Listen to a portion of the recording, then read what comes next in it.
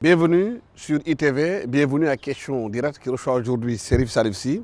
Il est économiste, juriste, politiste, directeur du Forum du Tiers-Monde en remplacement du professeur Samir Amin, membre du comité scientifique de la Revue internationale pour le développement à Paris Panthéon, Sorbonne, et membre du comité scientifique de rapport alternatif sur l'Afrique RASA. Professeur, merci d'avoir accepté notre invitation. Bonjour Alassane. Depuis plus de 20 ans, pratiquement, la question de l'emploi revient pratiquement au cœur de nos économies, de toutes les économies mondiales. Ces derniers temps, l'immigration clandestine a fait que la question de l'emploi des jeunes est revenue au cœur des débats. Est-ce que la structuration de l'économie sénégalaise permet de créer des emplois? Merci Alassane. Je crois qu'il faut d'abord dire que ces 30 dernières années, c'est globalement l'économie mondiale, c'est-à-dire les grands pays industrialisés d'abord, qui se sont révélés comme incapables de créer des emplois. Donc un phénomène du nord au sud, à part les États-Unis à certaines périodes. Mais nous avons quand même ici dans notre pays des conditions particulières qui méritent d'être explicitées. Parmi ces conditions particulières, il y a le rôle que joue le secteur informel dans la société. Mais avant, je crois qu'il faut dire et expliquer sur la nature du tissu économique. Ce que beaucoup de gens ne font pas en se prononçant de façon très inhabile sur cette question. Parce que la question de l'emploi est l'un des secteurs les plus étudiés. L'emploi, c'est le lieu où il y a le plus d'études, le plus d'enquêtes, depuis le début de l'indépendance. Au début, le travail sur l'emploi, puisque nous n'avions pas encore de spécialistes, il était fait pour l'essentiel par l'Institut IEDS de Paris-Sorbonne, où j'interviens comme membre du comité scientifique de la revue. Et c'est par là, avec le professeur Mazoher. C'est vraiment ces gens-là qui ont beaucoup étudié l'artisanat et l'informel, particulièrement au Sénégal. D'ailleurs, c'est à l'IEDS que Ndongo Samba Sylla a fait son doctorat sur l'emploi, justement. Ça, je crois qu'il faut le savoir. Mais comme il faut que tout le monde s'exprime, tout le monde en a le droit, donc ça va d'un côté comme de l'autre, sans permettre que l'on distingue vraiment les spécialistes du domaine et qui puissent apporter également leur contribution. Tout à fait. Donc il faut connaître le tissu économique sénégalais. Quelle est sa nature? Je vais le présenter en peut-être 4 points, 4 secteurs, 4 sous-secteurs, 4 paliers, disons. Il y a l'administration publique. L'administration publique, depuis l'ajustement structurel et le consensus de Washington, ne peut plus recruter. On le lui interdit. Même si de temps en temps, elle fait des recrutements de compensation. Mais disons que ce n'est pas un secteur aujourd'hui créateur d'emplois, ce qui est une erreur. Parce que la plupart des études que nous connaissons et qui sont faites même aux États-Unis montrent qu'à ce stade de développement de nos pays, les niches les plus importantes sont dans les services aux populations. Ça, on l'oublie souvent et parce qu'on est dans une dérive technologique. On croit qu'il faut des postes liés à la science, à la technologie, alors que les besoins des populations sont énormes. Sur le terrain, il n'y a pas de psychologue, il n'y a pas d'assistance sociale en quantité suffisante, etc. Donc, voilà le premier secteur. Le deuxième, c'est le secteur qu'on peut qualifier le secteur des entreprises industrielles. Ce secteur, malheureusement, est le plus important, je veux dire, le secteur formel, le secteur privé formel. Et malheureusement, il est dominé par des entreprises qui sont des filiales de sociétés mères installées hors de nos frontières. Et si nos enquêtes disent que nous disposons de près de 2040 entreprises qu'on peut qualifier d'entreprises industrielles, 90% sont dominées par des entreprises de ce type. Donc, filiales de sociétés mères basées dans le pays. Pour ces entreprises, mais tout le travail, par exemple, de design, d'infographie, de confection d'emballage, de réflexion stratégique, les conseillers psychologiques, tous sont dans le grand pays développé. C'est un secteur donc qui ne recrute pas tel qu'on était en droit de s'y attendre. L'autre faiblesse de ce secteur, c'est que c'est un secteur qui fonctionne sur la base de relations société-mère-filiale et qui ne permet pas à des économies comme les nôtres de développer un véritable secteur bancaire qui finance l'entreprise sur le long terme. Ensuite arrive un troisième secteur qu'on peut qualifier des nationalistes progressistes. Ce sont les Mansour Kama dans le temps, aujourd'hui les Babacar Ndiaye, les Babacar Ngom, des Sénégalais qui se veulent patriotes, qui font de leur mieux pour s'organiser, pour investir dans le développement du pays avec ce qui doit l'accompagner, la création d'emplois s'il le faut. Ce secteur, malheureusement, est dans sa jeunesse. Il est encore relativement faible, ne crée pas les quantités d'emplois dont nous pourrions avoir besoin dans le pays. Il a des faiblesses, mais à tort ou raison, il considère également qu'il est mal accompagné par la puissance publique. Par exemple, ce qu'on me dit, dire par exemple, miser sur les partenariats public-privé, c'est des grands chantiers qu'on a, les segments des grands chantiers, l'eau, les ports, les aéroports, etc. C'est un secteur privé qui a conscience qu'il n'a pas toutes les capacités nécessaires pour jouer à ce niveau. Je crois qu'ils n'ont pas tort de dire qu'une meilleure synergie entre eux et la puissance publique serait nécessaire. Et le quatrième, c'est le monstre. Le monstre, c'est le secteur informel, comme je peux le qualifier, dont les institutions économiques et financières internationales considèrent qu'il contribue pour 80% donc, au PIB du pays. Ça, c'est des estimations. Mais c'est un secteur qui connaît de grands problèmes. D'abord, il domine l'économie et connaît une expansion de plus en plus importante devant les défaillances du secteur formel. Mais ce secteur, comme dirait Amadi Alidien, n'a pas une vocation capitalistique. La création d'emplois y est précaire, c'est-à-dire les emplois offerts sont souvent des emplois dans une certaine précarité. Les cotisations sociales en prévision de la retraite ne sont pas faites souvent, les congés maladie, la prise en charge globalement en général. Mais ce secteur n'a pas tout à fait tort, dans les conditions actuelles, de refuser la formalisation. Je n'aime pas ce mot. Si on avait le temps, j'aurais pu expliquer l'erreur simplement de penser formaliser un secteur informel. Je pense que la meilleure réponse, c'est que l'État s'organise, nous offre un tissu économique efficient, un tissu économique dans lequel les règles et les normes sont respectées, et à ce moment-là, les entreprises s'engageraient à être visibles. Mais pourtant, le gouvernement récemment a créé ce qu'il appelle le ministère de l'artisanat et de la transformation de l'informel. Oui, c'est dans la volonté de le faire, mais comme je l'ai dit, l'informel, pour moi, ça ne se transforme pas. Il faut des politiques suffisamment incitatives pour que les gens, par eux-mêmes, les entrepreneurs de ce secteur, aillent se donner la visibilité que nous souhaitons. Il ne s'agit pas simplement de visibilité, mais de contribuer à l'effort de construction nationale de manière substantielle. Et l'État a raison, parce qu'il y a des dangers de laisser évoluer un secteur informel de cette façon-là. Elle continue à ne pas respecter certaines dispositions réglementaires. Les craintes, comme je l'ai dit, sont souvent fondées. En cas de crise, c'est un secteur, à cause des emplois, des niveaux de rémunération qu'il offre, peut avoir tendance à attirer des gens, mais c'est une précarité. Par exemple, c'est une grande absurdité pour moi de dire à quelqu'un qui a un master, prends ce que tu veux sur le marché. Il va aller dans le secteur informel.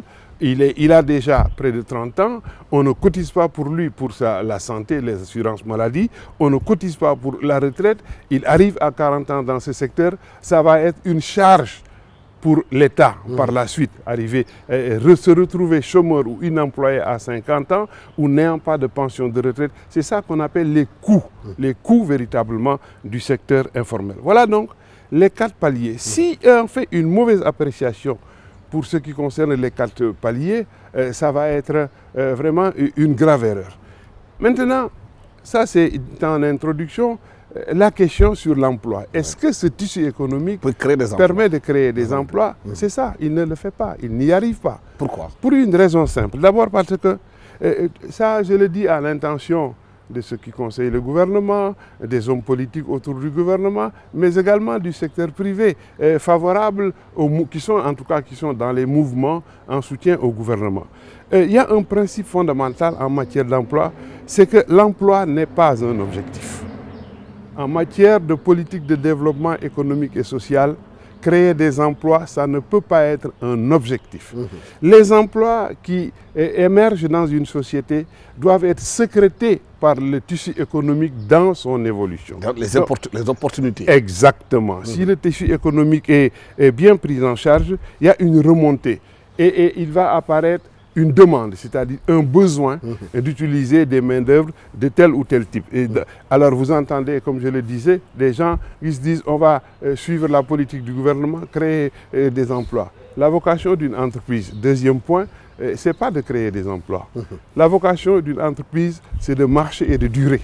Et ça, l'emploi viendra. Donc, ces problèmes méthodologiques, tant qu'on les oublie, on n'arrivera pas à créer donc, des emplois. Le grand problème, fondamentalement, est donc à ce niveau d'erreur. Le reste, c'est comme chacun fait ce qu'il veut. Les écoles forment comme elles veulent. Et là aussi, il n'est pas exact de dire que les écoles ne forment pas aux métiers dont ont besoin les entreprises. Toute enquête pourrait prouver le contraire. Ça c'est vrai.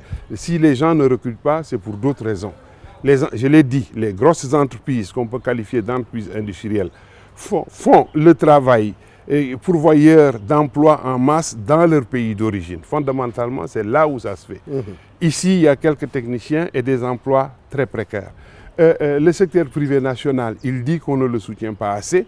Il n'a pas les moyens d'intervenir massivement dans l'économie pour que ça se traduise en création d'emplois. L'informel, c'est le secours. Quand ça va mal, c'est la précarité. Donc, c'est l'informel d'ailleurs à cette partie. En termes clairs, il y a une organisation du pays par rapport à un plan, par rapport à une réflexion bien précise, une banque de cohérence. Tout à fait. L'absence d'une stratégie de développement économique et social cohérent du pays, c'est fondamentalement cela qui ne permet pas que le tissu économique sécrète les besoins nécessaires pour employer tous ces jeunes qui ont besoin de travailler. Fondamentalement, c'est ça la question. Un pays comme le Sénégal, qui n'est quand même pas pauvre, qui a de l'or, qui a du fer à Falémé, qui a du pétrole, qui a du gaz, qui a des zircons, qui a des poissons, qui a des ressources vivrières, qui a une vaste étendue de terre. Mais les gens ne comprennent pas comment ce pays continue aujourd'hui à ne pas pouvoir gérer ses enfants. En tout cas, ceux qui se jettent en mer, ils meurent en immigration clandestine. Une première chose, tout ce potentiel existe, c'est une réalité. Mais un potentiel ne devient une richesse que lorsqu'il est exploité. Les Africains se trompent beaucoup sur cette question. Il reste potentiel. C'est une richesse potentielle. Mais qu'est-ce qui empêche ce n'est pas encore ce qu'on peut appeler un bien économique. Mais qu'est-ce qui empêche d'en faire un bien économique? C'est-à-dire qu'on peut acheter et vendre et utiliser. Mais ce qui l'empêche, ce sont des mauvaises politiques. L'État, il est plaqué. Ce n'est pas un État suggéré par notre société dans son évolution. Les politiques, depuis les années 80, sont déterminées par des entités extérieures. Et ça ne correspond pas à la réalité du pays. Parce que, comme je vous l'ai dit, voilà des niches. Voilà des niches. En plus, les niches dans les services à la population qui peuvent donner du travail à tout Sénégalais qui le veut. Moi, je crois qu'il faudrait des états généraux de l'emploi. Qu'on réfléchisse très sérieusement et qu'on invite les enfants du pays, experts, techniciens dans le domaine. Cela ne veut pas dire qu'il faut rejeter ceux qui sont sénégalais, qui ont leur mot à dire sur la question. Mais quand même qu'on puisse faire des groupes, identifier les gens dont la connaissance de la problématique est certifiée, attestée. Je crois que c'est fondamentalement ça. Mais avec tout le potentiel de développement que nous avons, mais il y a tout, nous l'avons démontré, hein.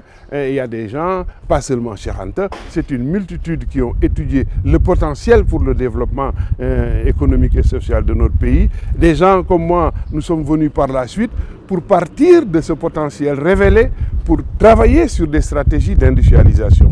Et ils sont nombreux et après nous, je crois qu'il faut utiliser tous ces gens-là et sans rompre quand même avec la Banque mondiale, le Fonds monétaire, les partenaires de développement, parce que ce sont nos institutions quelque part.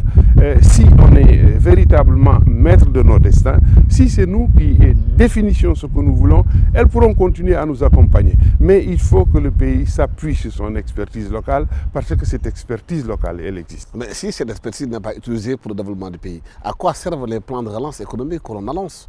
Mais ça ne résoudra pas les problèmes de l'économie. Je vais expliquer encore une fois donc pourquoi, en prenant un autre angle.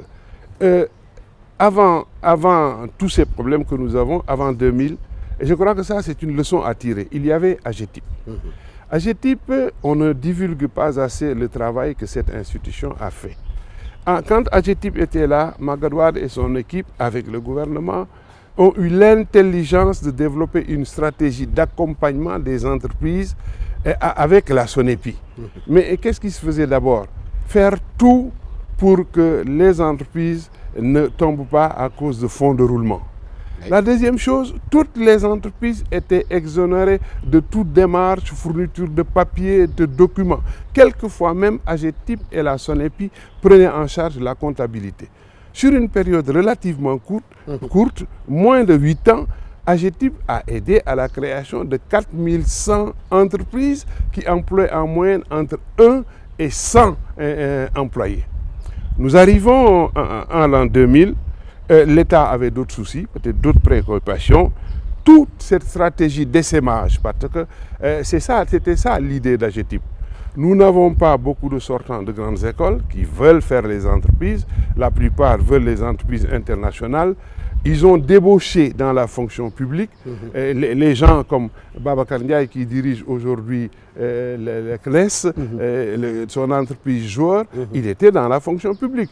D'autres, un peu plus tôt avec la Sonadis, c'était fait. Des gens comme Ali Saleh ont été sortis de la fonction publique pour devenir des entrepreneurs opérés sur le terrain. Je crois que cette stratégie d'essaimage avait commencé à fonctionner quand même dans la politique de création d'emplois. Moi, je crois que c'est à tout cela qu'il faut revenir et pour reconsidérer donc tout ce travail qui a été fait, en plus de l'expérience des années à partir de 2000 avec la création d'une structure entrepreneuriale qui s'appelait AMES et qui était une organisation semi-patronale qui avait une expertise très lourde avec Pape Nalefal et autres, qui pouvaient donc développer des conseils, des activités de conseil. C'était fondamentalement leur activité. Si vraiment on pouvait venir à cette stratégie d'essaimage, ou faire une sorte de tutorat, comme on le fait au Canada, je pense que ce sont des pistes qui pourraient aider dans la création de l'emploi. Mais aujourd'hui, objectivement, le pays est en danger. J'emploie à dessein cette expression. Oui, mais justement, le pays est en danger. Certains estiment qu'aujourd'hui, les gens qui sont à la retraite, ceux qui sont dans les quartiers, qui ont une expertise extraordinaire, il serait important de les organiser pour qu'ils puissent accompagner la jeunesse dans la recherche de l'emploi, dans le conseil et dans la pédagogie. Mais c'est ce qu'on a fait à Paris dans les années 70. D'ailleurs, depuis hier, j'ai lu dans Le Monde que la France va revenir pour ceux qui ont un bac professionnel, à faire seulement une année à l'université pour se former dans un métier de l'entreprise. Moi, j'ai eu la chance d'être intervenu dans les années 80 dans ce type de formation offert par les chambres de commerce de la France. On identifiait tous ces jeunes qui n'avaient pas besoin de faire 4 ans d'études universitaires, 7 ans d'études universitaires. On les prenait en charge 6 mois en cours du soir à la chambre de commerce. C'est des retraités, des bénévoles, mais des gens comme nous, qui venions apprendre la comptabilité, la stratégie d'entreprise. Moi, quand je suis revenu au Sénégal, j'ai proposé justement, on l'a tenté avec Sakhir Thiam, ce que j'ai appelé les centres d'incubation. Il y a les centres d'incubation et la stratégie d'imprégnation professionnelle. Devant la difficulté, mon premier constat quand je suis rentré, c'est que j'avais vu que les étudiants avaient des difficultés d'avoir des stages. Mais j'ai simulé avec des bénévoles, des experts comptables du pays, des managers du pays qui me donnaient leur samedi matin ou leur dimanche pour venir simuler l'entreprise sur le site de l'université. Et c'est comme ça que beaucoup d'étudiants, j'en ai qui sont en Côte d'Ivoire, qui sont au Congo, qui sont en Centrafrique surtout, qui m'écrivent tout le temps pour me parler de cette expérience. Et je crois que c'est ça qu'il faut faire. Mais la question de fond reste à revoir fondamentalement notre politique économique et le tissu économique. Vous ne pouvez pas avoir un secteur informel avec de grandes faiblesses, qui n'a pas une vocation capitalistique et dont l'entreprise ne sera jamais transmise à la 3e génération ou à la 2e génération. 90% des entreprises du secteur informel meurent avec leurs premiers propriétaires. Ouais. Je crois que c'est ça qu'il faut voir, réétudier la question. Et vous avez un secteur dit industriel, dont 90% sont des filiales de sociétés mères installées à l'extérieur qui recrutent moins dans le pays. Mais est-ce que c'est cette situation qui explique aujourd'hui que tous les jeunes veulent partir, sortir du pays, aller chercher l'ailleurs? Mais ce qui fait que les jeunes veulent partir, c'est l'environnement. C'est l'environnement économique et social qui ne s'y prête pas. Et là, j'ai proposé une analyse d'abord au niveau de ce que nous, économistes, nous appelons les 3 liens de la société. C'est-à-dire la socialisation des individus. Socialisation, c'est tout, hein? Oui, Rendre les gens plus humains, plus solidaires, plus entreprenants, créer des entreprises, recruter. Il y a le premier niveau de la socialisation, c'est au niveau donc social. Et les lieux principaux de socialisation, c'est la famille. Oui, absolument. Le deuxième, c'est l'emploi. Sans revenu, vous ne valez rien, vous n'êtes pas respecté, vous n'êtes pas considéré, vous ne jouez aucun rôle dans la société, vous vous sentez frustré parce que vous êtes marginalisé. Au niveau de l'État, si l'État ne joue pas son rôle fondamental d'État-providence, la crise apparaît aussi à ce niveau. Et le maillon faible, si les associations deviennent de plus en plus accaparées par des leaders qui ne veulent pas renouveler les instances, qui préfèrent se battre pour garder leur poste, pour participer aux grandes réunions ministérielles et d'État. Peut-être, je ne sais pas si c'est pour des perdièmes, si c'est pour des trucs, mais tout ça nous met aujourd'hui dans une crise du lien social. Les anciens ne peuvent plus parler aux jeunes, les jeunes ne peuvent pas parler aux anciens, les jeunes veulent les mettre à la retraite forcée. C'est un premier niveau de crise. Le deuxième niveau de crise, qu'il faut analyser, c'est ce qu'on appelle le lien politique. Le lien politique, c'est globalement la défaillance de l'État. Absolument. Des États qui deviennent de plus en plus des États fragiles, des États faibles, des États vulnérables, et parfois même des non-États existent sur le continent africain. Je crois qu'il faut réfléchir aussi à ce niveau. Et le troisième point, c'est le lien par le marché. Le marché, livré aux gens devant ces défaillances, au marché, ça pousse à l'individualisme. Ça pousse à l'individualisme. Chacun pour On soi. se détache de plus, voilà, exactement, chacun pour soi. On se détache de plus en plus de la vie associative, on se détache de la vie familiale. L'État est décrédibilisé, on ne se tourne pas à lui. La dépolitisation de la société étant aggravée par l'ajustement structurel et le consensus de Washington, les gens ne se sentent plus à l'aise dans leur société. Et ce n'est plus un problème souvent ni d'emploi, ni de revenus. Si vous avez les enquêtes sur les gens qui partent, mais il y a des gens qui sont banquiers. Absolument. On ne le dit pas. Des Il y infirmières, a des gens, des professeurs, infirmiers, des enseignants. et des gens qui partent même avec des enfants de 2 mois. Absolument. Je crois qu'il y a une crise profonde dans la société qui est à la base de cette question. Bon, nous, les gens comme moi, notre méthode, c'est de ne pas nous précipiter pour faire